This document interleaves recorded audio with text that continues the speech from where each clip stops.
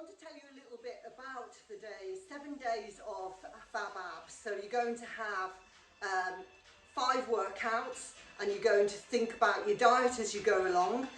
Two chats about what type of food you should be eating. If you want the PDF, if you're on the plan, you will have read the PDF. If not, then, and you want me to send that to you, if you're on the workout lounge, then just drop me a message and I'll send that over to you if you've decided to do this series of videos. So we have to think about what foods we shouldn't be eating that may bloat us. Okay, for many years I couldn't seem ever to get a flat stomach, and it didn't matter to me that whatever weight I was, if I was carrying the extra 1.5 stones or if I was like, you know, as lean as I was, I'd always have a little pot in front. And you know, on certain days I do still, because you know, it's about eating the foods that you're not allergic to, basically, and that your body does enjoy. It's about that. It's about also your hydration levels, and it's about the type of foods that you're eating, if you're eating enough fibre. But also some people are allergic to fibre, a little bit more allergic to fibrous foods, as they are some people not good with dairy products. Dairy products are the most difficult products to digest, and if they're not suited to everybody, and a lot of people panic on that because they think they need the dairy products for the calcium, but you can get a lot of other calcium in other products like vegetables and chickpeas and things like that. So just to have a look at the types of food you're eating. I've put an elimination list on. I suggest you try it for the 7 days that you are on this 7-day app plan. When you do the elimination list, it is getting rid of the dairy, the wheat products. It's getting rid of things like the chickpeas, the legumes, because sometimes they are quite aggravational to people and their gut. Other things, as I say, that can be a problem is if you aren't getting enough water.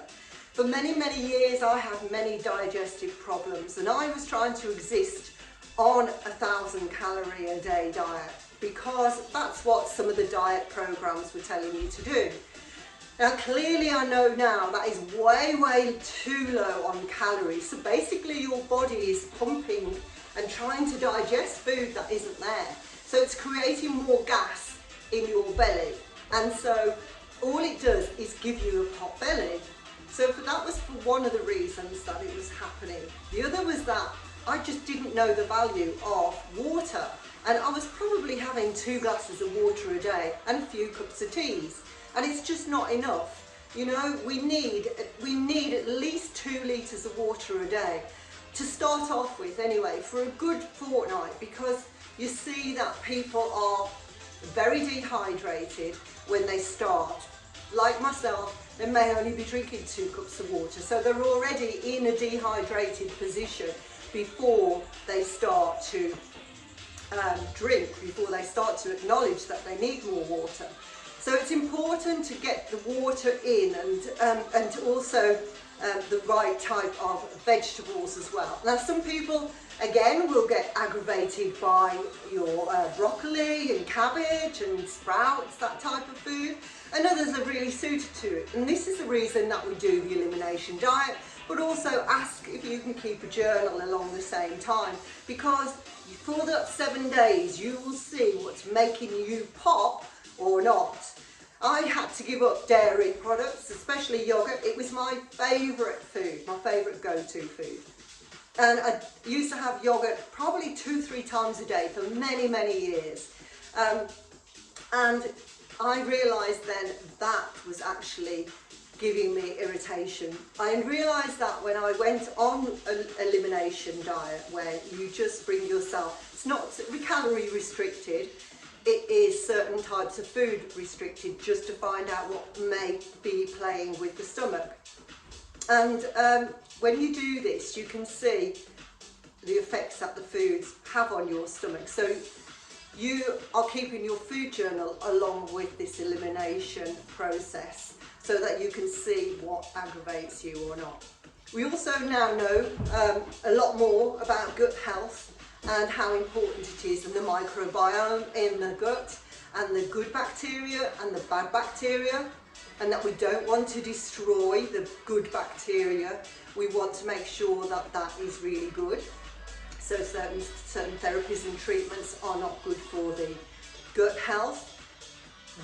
When you are on antibiotics, when anyone's on antibiotics, this can destroy the good bacteria as well as the bad bacteria.